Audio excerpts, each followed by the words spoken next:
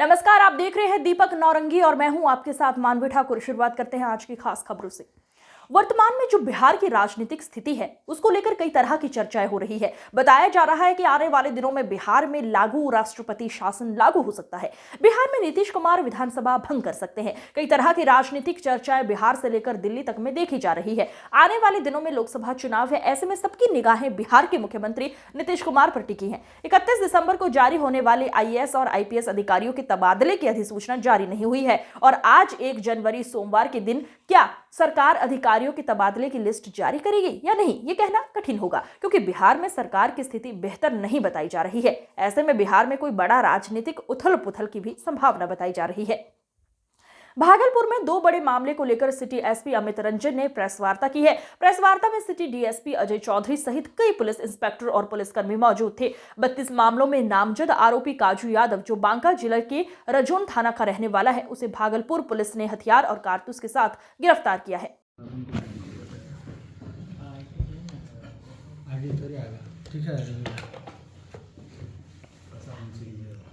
क्या मामला है सर? ये जो 29/12/23 मुजाहिदपुर थाना 29/12/23 को मुजाहिदपुर थाना अंतर्गत मियाँ जी के मैदान में फायरिंग की घटना हुई थी। इसमें लड्डू कुरैशी और उनका एक 12 वर्षीय भांजे को गोली लगी थी। तो इसमें तुरंत कांड दर्ज किया गया और कांड फर्द बयान के आधार पर दर्ज किया गया था। उसमें 7 लोगों को अभियुक्त बनाया गया। उन 7 में से 2 लोगों की गिरफ्तारी कर ली गई है और एक जिसका इन्वॉल्वमेंट था उसकी भी गिरफ्तारी की गई है। इनका नाम है फैज़ल, मोहम्मद मेहताब और मोहम्मद फुरकान। तो सबसे पहले मोहम्मद मेहताब की गिरफ्तारी की गई और ये घर के पास से ही, मुजाहिदपुर में ही इसका घर है, वहीं से इसको गिरफ्तार किया गया। इसके पास से एक देसी कट्टा और 2 कारतूस बरामद हुई। फिर इसी से पूछताछ करने पे फैज़ल उर्फ चिंगारी और मोहम्मद फुरकान के बारे में पता लगा और उसकी निशानदेही पे इनकी गिरफ्तारी की गई। तो फैज़ल के पास से भी एक लोडेड कट्टा बरामद हुआ और मोहम्मद फुरकान के पास से एक कारतूस बरामद हुई और इन तीनों के मोबाइल सीज़ कर लिए गए और जो बचे हुए अभियुक्त हैं 5 अभियुक्त, उनकी गिरफ्तारी के लिए टीम बना के छापेमारी चल रही है और उनकी जल्द अरेस्टिंग कर ली जाएगी। तो इस पूरी कार्यवाही में डीएसपी सिटी इस टीम का नेतृत्व कर रहे थे और 24 घंटे के अंदर ये 3 लोग की अरेस्टिंग की गई है और जो 5 अभियुक्त बचे हुए हैं उनकी भी जल्द से जल्द अरेस्टिंग कर ली जाएगी। किस कारण से फायरिंग हुई थी सर? जो मेन अभी मुद्दा निकल के आ रहा है उसमें ये जो इनका आपसी मतभेद रहता है और कन्ना किताब करके एक व्यापार है, उसको लेके इनके बीच में वर्चुअल्स की लड़ाई रहती है। उसी के चलते मतलब 1 महीने पूर्व भी इनके बीच में विवाद हुआ था और अभी उसी का बदला लेते हुए इन लोगों ने फायरिंग की है। गिरफ्तार हुआ कोई क्रिमिनल हिस्ट्री? हाँ, इन लोग का क्रिमिनल हिस्ट्री हम लोग देख रहे हैं। एक का क्रिमिनल हिस्ट्री 392 में पहले भी जेल जा चुका है लूट के कांड में। कितने घंटों में मामले का उद्भेदन हुआ सर? ये जो फर्द बयान के आधार पे और अगल बगल से जो पूछताछ किया गया सीसीटीवी के आधार पे, जिन लोगों की भी पुष्टि हुई है उसके आधार पर अरेस्टिंग की गई है और इसमें से 24 घंटे के अंदर 3 लोग की अरेस्टिंग कर दी गई है। इस वक्त भी हमारी कुछ टीम बाहर गई हुई है लोकेशन के आधार पे और जल्द से जल्द उनको भी अरेस्ट करके सलाखों के पीछे भेजा जाएगा। फुरकान पे, मोहम्मद फुरकान जो है। इलाके में कैसी स्थिति है सर? अभी पीसफुल स्थिति है और हम लोग जल्द ही वहाँ पे एक पीस कमेटी की मीटिंग भी करेंगे और लोगों से और व्यापारियों से संपर्क स्थापित करेंगे ताकि इस तरह की घटनाएं ना हों और पहले से पुलिस और हम लोग वरीय पदाधिकारियों को भी इसकी जानकारी रहे कि कुछ ऐसी संवेदनशील अगर वहाँ पे स्थिति है तो हम लोग पहले से उसके प्रति सजग रहें और कार्रवाई कर लें। उसमें 107 या जो भी एफआईआर करने योग्य है तो वो हम लोग पहले से ही उसमें सचेत रहें। तो इस तरीके से हम लोग कोशिश करेंगे वहाँ के व्यापारियों से संपर्क करके और अगली बार ऐसी घटना ना हो इसका प्रयास किया जाएगा।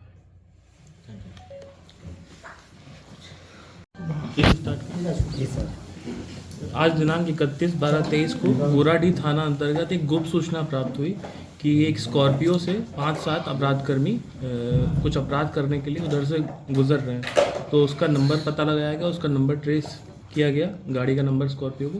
पर फिर उस संदिग्ध स्कॉर्पियो को कुकीडी से पिथना की ओर से आ रही थी तो उसको वहाँ पे रोका गया।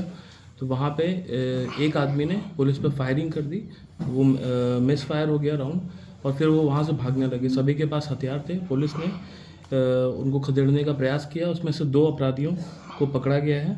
उनके पास से 2 देसी कारतूस, 2 देसी कट्टा, 4 जिंदा कारतूस, 1 खाली खोखा और 1 मिसफायर गोली और 3 मोबाइल बरामद किया गया है।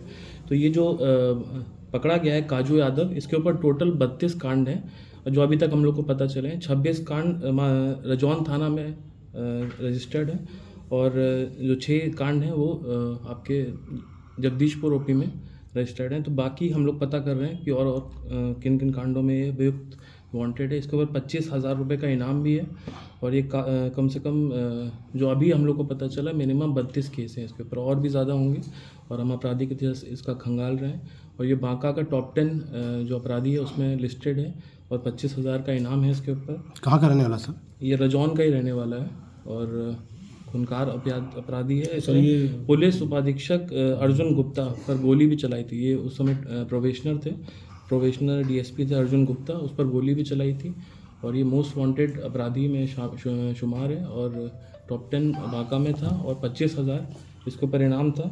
और इसके साथ राजेश कुमार यादव वो भी पकड़ा गया है। उसके बारे में भी हम लोग पूछताछ कर रहे हैं, उसका आपराधिक इतिहास पता लगा रहे हैं। डीएसपी पे किस साल में गोली चलाई थी डीएसपी पे? उसका एग्जैक्ट डेट तो अभी यहाँ नहीं है, हम लोग पता करके आपको अपडेट कर देंगे।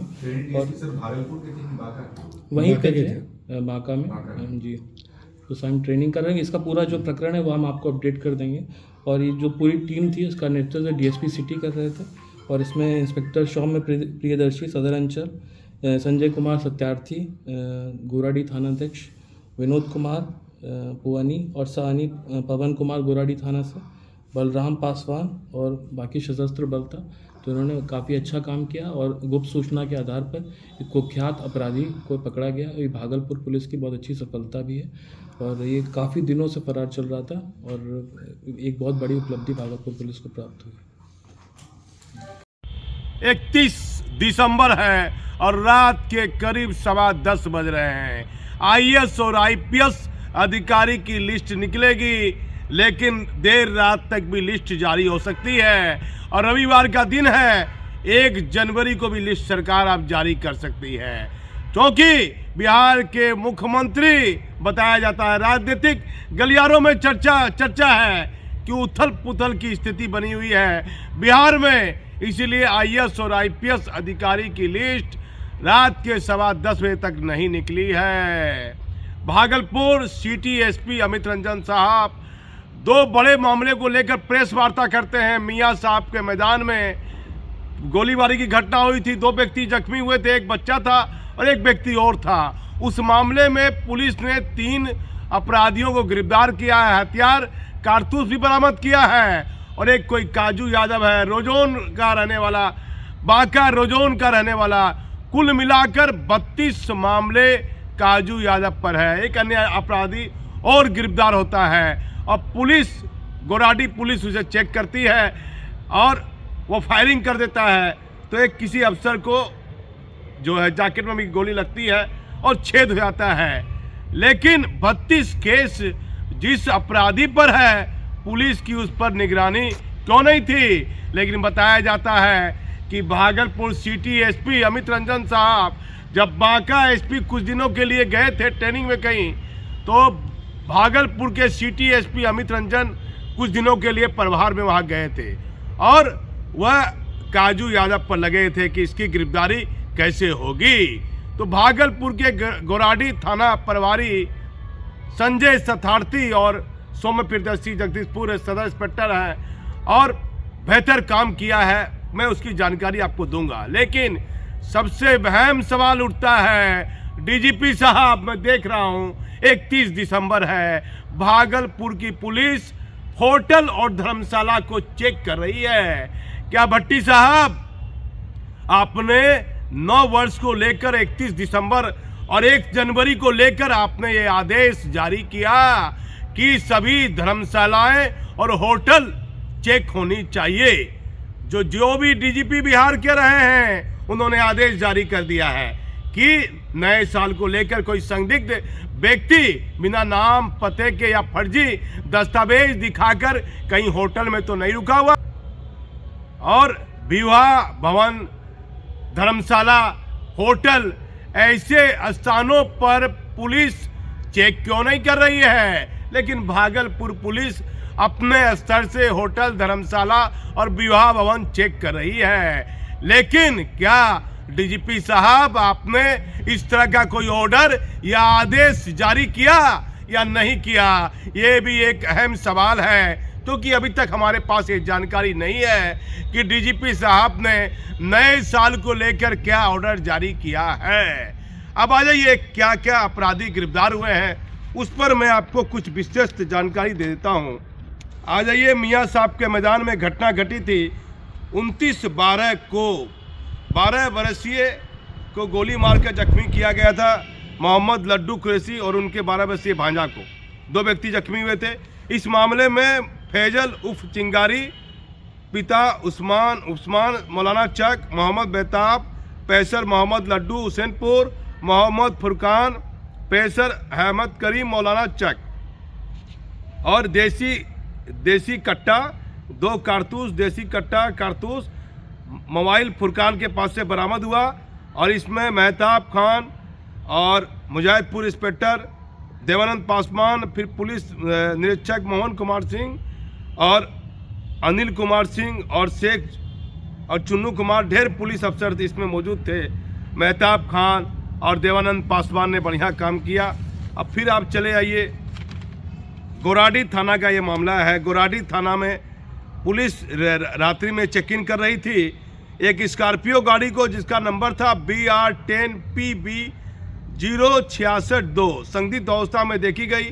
पुलिस ने उसे रोका तो एक व्यक्ति ने पुलिस पर फायर कर दिया। उसमें सवार अपराधी भागने लगे। इस पर पुलिस के द्वारा खदेड़ कर 2 अपराधी को पकड़ा गया, जिसके पास से 2 देसी और 4 जिंदा कारतूस, 1 खाली खोखा और 1 मिस फायर की गोली और 3 मोबाइल बरामद किया गया। देसी कट्टा 2, जिंदा कारतूस 4, खोखा मोबाइल 3 मोबाइल, मिस फायर 1, 4 पहिया वाहन 1। काजू यादव की गिरफ्तारी हुई है। काजू यादव, पिता का नाम अरविंद यादव। मैंने देखा काजू यादव के 32 मामलों में सबसे ज़्यादा इस पर खनन के आरोपी हैं। खनन का मामला है, खनन चोरी, बालू चोरी का। और ये छोटी खुटिया श्यामपुर का रहने वाला है, थाना रुजौन पड़ता है। आखिर डॉक्टर सत्यप्रकाश साहब, आपको बांका में राज्य सरकार ने दोबारा पोस्टिंग की, तो अपराधी को आप क्यों नहीं पकड़ रहे थे? ये इतना बड़ा अपराधी आपके थाना, आपके इलाके में, जिला में रह रहा था, काजू यादव, और इस पर कई दर्जनों मामले, 2 दर्जन से भी अधिक, कुल मिलाकर 32 मामले इस पर दर्ज हैं। और इसके साथ एक व्यक्ति और पकड़ाता है, राजेश यादव, प्रेसर रविंदर यादव, पुलिस इंस्पेक्टर सोम दिनेशी, संजय कुमार सताती, पुलिस अधीक्षक विनोद कुमार, पवन कुमार, बलराम पासवान। और इस काजू यादव पर 32 मामले दर्ज हैं। लेकिन बांका एसपी डॉक्टर सत्यप्रकाश ने इस अपराधी की गिरफ्तारी के लिए क्या कोई प्रयास किया था? भागलपुर पुलिस ने पकड़ा है। और कई तरह के अहम सवाल है, राजनीतिक सवाल है, लेकिन अभी तक IAS और IPS अधिकारी की लिस्ट जारी नहीं हुई है। आप हमारे मोबाइल पर टाइम पर समय आप देख सकते हैं, और करीब 10:15 होने जा रहे हैं और राज्य सरकार ने कोई अधिसूचना जारी नहीं की है। क्या होगा? बताया जाता है करीब 2 दर्जन IPS अधिकारी का तबादला होना है, जिसमें आज सुरेश चौधरी साहब रिटायर कर गए, पूर्णिया IG उनको विदाई दिया गया, और मुजफ्फरपुर IG पंकज सिन्हा साहब भी रिटायर कर गए, उनको भी विदाई दिया गया होगा। लेकिन पूर्णिया IG अशोक चौधरी, कुछ फोटो और वीडियो आई हमारे चैनल पर, आप देखिएगा। लेकिन सबसे अहम सवाल ये उठता है कि आखिर किसे पूर्णिया का IG बनाया जाएगा, किसे मुजफ्फरपुर का IG बनाया जाएगा, और किसे दरभंगा रेंज का IG बनाया जाएगा? सवाल क्यों उठता है? राज्य सरकार IPS अधिकारी के तबादले में इतनी देरी अब क्यों कर रही है? क्या नीतीश कुमार जी के साथ बड़े बड़े राजनेता क्या विश्वासघात करने वाले हैं? क्या बिहार में आने वाले दिनों में राष्ट्रपति शासन लगने जैसी स्थिति पैदा हो जाएगी? क्या बिहार के मुख्यमंत्री नीतीश कुमार विधानसभा भंग कर देंगे? कई तरह के सवालों के बीच ये 31 दिसंबर का दिन बीत जाएगा। ये पूरा साल 2023 बीत गया और भागलपुर के मौजाहिदपुर मियाँ साहब के मैदान में कल्लू मियाँ की हत्या के बाद ये दूसरी घटना घटती है और सिटी एसपी अमित रंजन साहब क्या बयान दे रहे हैं और सिटी डीएसपी अजय चौधरी का भी बेहतर कार्य देखा गया है। तो आप हमारे चैनल पर बने रहिए, कई महत्वपूर्ण और ताजा जानकारी हम आपको देते रहेंगे। मैं भागलपुर से दीपक नौरंगी। आज की खबरों में बस इतना ही। देखते रहिए दीपक नौरंगी। नमस्कार।